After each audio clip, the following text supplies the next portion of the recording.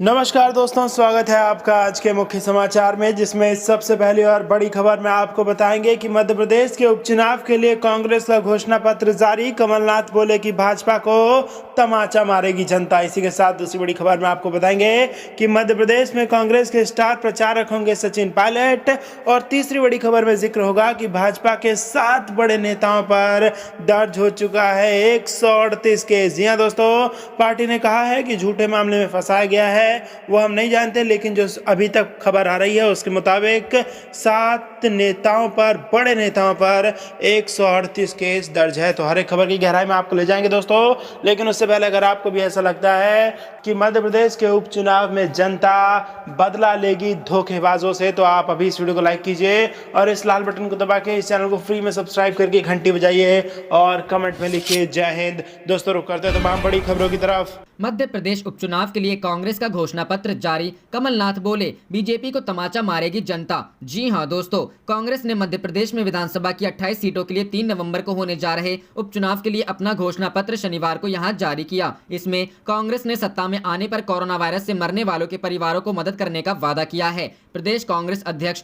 कमलनाथ ने कांग्रेस का वचन पत्र जारी करते हुए किसान फसल ऋण माफी योजना, गायों की कल्याणकारी योजना और ग्वालियर चंबल क्षेत्र के विकास पर विशेष जोर देने का वादा भी किया है। नवंबर 2018 में विधानसभा चुनाव के बाद कांग्रेस ने प्रदेश में 15 साल बाद भाजपा से सत्ता हासिल की थी, लेकिन मार्च में कांग्रेस के 22 विधायकों के त्यागपत्र देकर भाजपा में शामिल होने के बाद कांग्रेस की सरकार अल्पमत में आकर गिर गई थी। राज्य की सत्ता में वापस आने के लिए कांग्रेस को सभी 28 विधानसभा सीटों पर जीत हासिल करना होगा, जबकि सत्तारूढ़ भाजपा को 230 सदस्यों वाली विधानसभा में बहुमत के आंकड़े 116 को हासिल करने के लिए केवल 9 सीटों की जरूरत है। फिलहाल भाजपा के पास 107 विधायक हैं। कांग्रेस ने अपने घोषणा पत्र में कोविड-19 के पीड़ित परिवारों को मदद देने का वादा किया है। उसके अनुसार किसी महिला को पति की मृत्यु के मामले में पेंशन दी जाएगी और चल रहे कोरोना संकट के दौरान गरीबों को भोजन और स्वास्थ्य सेवाएं देने का वादा किया गया है। वचन पत्र में यह भी कहा गया है कि कोरोना संक्रमण से परिवार के कमाऊ मुखिया के निधन होने पर रोजगार और स्वरोजगार के अवसर भी दिए जाएंगे। घोषणा पत्र में छत्तीसगढ़ की कांग्रेस सरकार की गोधन न्याय योजना के समान मध्य प्रदेश में गोधन सेवा योजना शुरू करने का वादा भी किया गया है। कांग्रेस ने इस योजना में गौ सेवकों को भी शामिल करने की बात कही है। कांग्रेस के घोषणा पत्र में 2 लाख रुपए तक की किसान ऋण माफी योजना को फिर से शुरू करने का वादा किया गया है। यह माना जाता है कि नवंबर 2018 के विधानसभा चुनावों में कांग्रेस के सत्ता में आने के प्रमुख कारणों से यह योजना भी थी।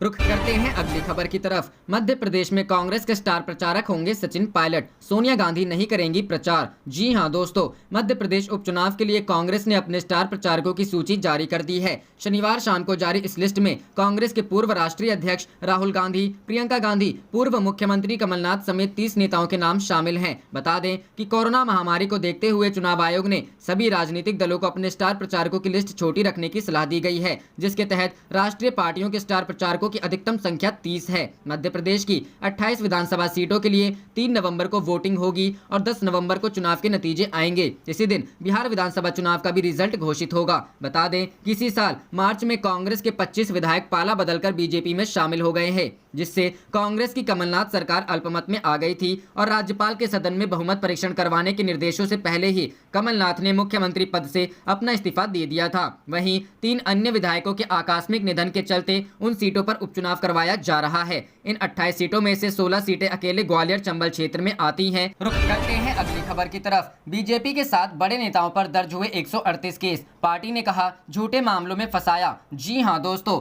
भाजपा के राष्ट्रीय सचिव अरविंद मेनन ने कहा कि बंगाल की ममता सरकार ने भाजपा के 7 नेताओं कैलाश विजयवर्गीय, मुकुल रॉय, दिलीप घोष, बाबुल सुप्रियो, अर्जुन सिंह, पवन सिंह और सौरभ सिंह पर कुल 138 मामले दर्ज किए हैं। उक्त सभी नेताओं को बंगाल पुलिस ने झूठे और बेबुनियाद आरोप लगाकर फंसाया है। सभी मामलों की किसी दूसरे राज्य की अथवा राष्ट्रीय एजेंसी से जांच कराने की मांग को लेकर कलकत्ता हाईकोर्ट में जनहित याचिका दायर की गई है। बंगाल में भाजपा के 7 बड़े नेताओं के खिलाफ 138 मामले दर्ज हुए हैं। तमाम मामलों की किसी दूसरे राज्य की अथवा राष्ट्रीय एजेंसी से जांच कराने की मांग को लेकर पार्टी की ओर से कलकत्ता हाईकोर्ट में जनहित याचिका दायर की गई है। भाजपा का कहना है कि उनके नेताओं को झूठे मामलों में फंसाया गया है। इस दौरान मेनन ने कहा कि बंगाल में भाजपा मुख्य विपक्षी दल के रूप में उभरी है और पार्टी की लगातार स्थिति मजबूत होती जा रही है। जैसे जैसे राज्य में भाजपा का जनाधार बढ़ रहा है, वैसे वैसे राज्य की सत्ताधारी पार्टी तृणमूल कांग्रेस उसको रोकने के लिए उनके नेताओं को झूठे मामलों में फंसा रही है।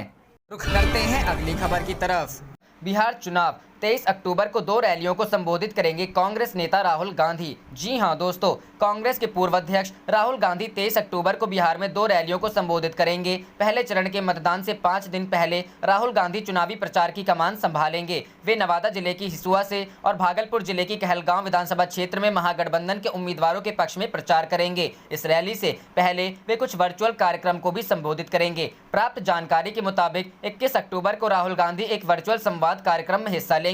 राहुल के अलावा कांग्रेस महासचिव प्रियंका गांधी भी बिहार में प्रचार करेंगी। बताया जा रहा है कि प्रियंका राज्य विधानसभा चुनाव में 3 रैलियों को संबोधित करेंगी। हालांकि उनके कार्यक्रम की तारीख अभी तय नहीं है। बता दें कि बिहार चुनाव के लिए कांग्रेस के रणनीतिकार 2 दिन पहले से ही पटना में डेरा डाल चुके हैं। रणदीप सुरजेवाला ने यहां पर पार्टी की कमान संभाली हुई है। बिहार के चुनावी रण में कांग्रेस अपनी ताकत झोंक रही है। पार्टी और महागठबंधन के प्रत्याशियों के पक्ष में कांग्रेस के स्टार प्रचारक राहुल गांधी भी माहौल बनाने आ रहे हैं। 28 अक्टूबर को बिहार में पहले चरण की 71 सीटों पर चुनाव होना है। इसमें कांग्रेस के हिस्से 21 सीटें आई हैं, जबकि राजद 42 और माले 8 सीटों पर लड़ रहा है। महागठबंधन ने जारी किया संकल्प पत्र। इसी बीच महागठबंधन ने शनिवार की सुबह बिहार विधानसभा चुनाव के लिए अपना घोषणा पत्र जारी कर दिया है। महागठबंधन ने साझा घोषणा पत्र को बदलाव के संकल्प पत्र का नाम दिया है। आरजेडी के साथ साथ कांग्रेस और वाम दलों में सरकार गठन के बाद बिहार के लिए जो प्राथमिकताएं तय की हैं, उसका जिक्र इस घोषणा पत्र में किया गया है। तेजस्वी यादव ने कहा कि आज शुभ दिन है, नवरात्र की शुरुआत है, कलश की स्थापना की गई है। कलश स्थापना के दिन संकल्प लिया जाता है। हम प्रण हमारा संकल्प बदलाव का जारी कर रहे हैं। संकल्प पत्र की मुख्य बातें: पहली कैबिनेट में 10 लाख नौजवानों को रोजगार। दूसरा, परीक्षा के लिए भरे जाने वाले आवेदन फॉर्म पर फीस माफ। तीसरा, परीक्षा केंद्रों तक जाने का किराया सरकार देगी। चौथा, हमारा संकल्प है कि पलायन रोकेंगे। पांचवा, कर्पूरी श्रम सहायता केंद्र खोलेंगे, इससे लोगों की मदद करने में आसानी होगी। छठा, शिक्षकों के लिए समान काम समान वेतन का वादा पूरा करेंगे। सातवां, जीविका दीदियों का मानदेय दोगुना करने का वादा। और आठवां, पहले विधानसभा सत्र में केंद्र के कृषि संबंधी तीनों बिल के प्रभाव से बिहार के किसानों को मुक्ति दिलाने का वादा किया गया है। रुख करते हैं अगली खबर की तरफ। बिहार चुनाव में निकला जिन्ना का जिन, तो कांग्रेस बोली मजार पर मत्था टेके बीजेपी अध्यक्ष और सवाल हमसे। जी हां दोस्तों, बिहार विधानसभा चुनाव में एक बार फिर से जिन्ना कंट्रोवर्सी शुरू हो चुका है। जाले के कांग्रेस उम्मीदवार के जिन्नावादी होने के सवाल पर कांग्रेस महासचिव रणदीप सुरजेवाला इसे पूरी तरह गलत बताया। कांग्रेस के सीनियर लीडर और प्रवक्ता सुरजेवाला ने कहा कि एएमयू के अध्यक्ष रहते हुए उन्होंने प्रधानमंत्री को पत्र लिखा था कि एएमयू संसद और मुंबई हाई कोर्ट से जिन्ना की मूर्ति को हटवाया जाए, लेकिन उसका आज तक जवाब नहीं मिला। सुरजेवाला ने भाजपा पर पलटवार करते हुए कहा कि जिन्ना की मजार पर मत्था टेके भाजपा के अध्यक्ष और सवाल हमसे पूछे जा रहे हैं। कांग्रेस उम्मीदवार पर जिन्ना समर्थक होने का आरोप। आपको बता दें कि बिहार विधानसभा चुनाव 2020 में जिन्ना के जिन्न की वापसी हुई है। जिन्ना के जिन्न को लेकर कांग्रेस और भाजपा में तलवारें खिंच गई हैं। सियासी आरोप प्रत्यारोप का दौर शुरू हो गया है। दरअसल बिहार में जाले विधानसभा सीट से कांग्रेस के उम्मीदवार मस्कुर उस्मानी को लेकर कांग्रेस और भाजपा में सियासी घमासान शुरू हो गया है।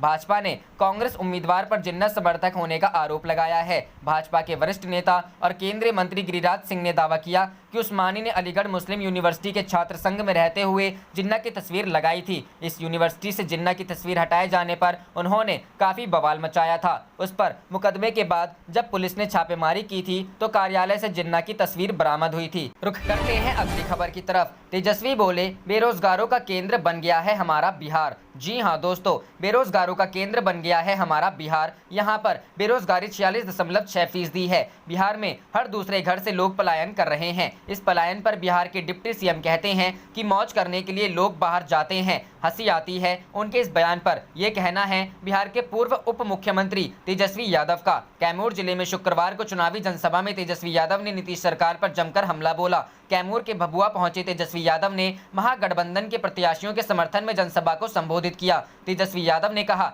यदि महागठबंधन की सरकार बनती है तो पहली कैबिनेट में 10 लाख लोगों के रोजगार के लिए प्रस्ताव पास करूंगा। इसके लिए पूरी रूपरेखा तैयार कर ली गई है। तेजस्वी ने कहा कि हम जो कहते हैं वो करके भी दिखाते हैं। उन्होंने कहा कि लोग कहते हैं कि यह नौकरियां कहां से आएंगी। उन्होंने कहा कि शिक्षा विभाग में 4.5 लाख सरकारी नौकरी मिलेंगी। उसके बाद पुलिस महकमे में भी काफी जगह खाली है। उन्होंने कहा कि कि नीतीश कुमार को बताना चाहिए कि बिहार में यह सभी पद क्यों खाली हैं। तेजस्वी यादव ने चुटकी लेते हुए कहा कि हमारे चाचा जी ने 4 साल में 4 सरकार बनाई, डबल इंजन होने के बाद भी बिहार के लोगों को रोजगार नहीं मिला। जब पीएम मोदी कह रहे थे कि हर साल 2 करोड़ नौजवानों को रोजगार देंगे तो उस समय उनकी हंसी क्यों नहीं आ रही थी। तेजस्वी ने कहा कि हम ठेठ बिहारी हैं, जो कहते हैं वह करके दिखाते हैं। उन्होंने कहा कि पिता लालू प्रसाद यादव ने 90,000 करोड़ का मुनाफा रेलवे में दिया है, रेलवे के 3 कारखाने बिहार में खोले, लेकिन इनके शासनकाल में कुछ नहीं हुआ। तेजस्वी यादव ने कहा कि 10 नवंबर को चुनाव परिणाम आने वाला है, इस बार आरजेडी की सरकार बनेगी। 15 साल में बेरोजगारी नहीं मिटी,